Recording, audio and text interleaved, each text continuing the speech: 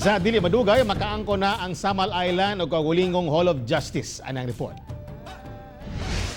Nalipay pag-ayo si Samal Prosecutor Joseph Apaw. Diyang giaprubahan na sa Kongreso sa third reading ang pagbutang og Regional Trial Court sa Samal Island. Dagong tabang kuno kini sa paspas kapag taral sa kaso o makadaginot sa mga resources sa gobyerno.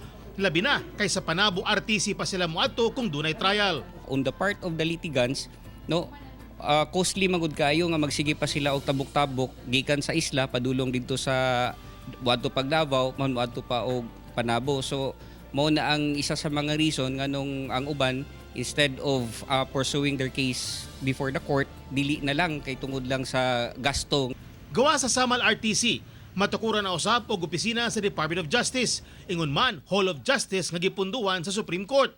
Tukuron kini karong tuiga. Duha ka building ang ginahimo actually sa taas, DOJ building to house our prosecutors and our PAW, and the Hall of Justice. Kay recently ang ato ang dugay na pud ang ipangandoy na Regional Trial Court sa Samal napas na sa lower house.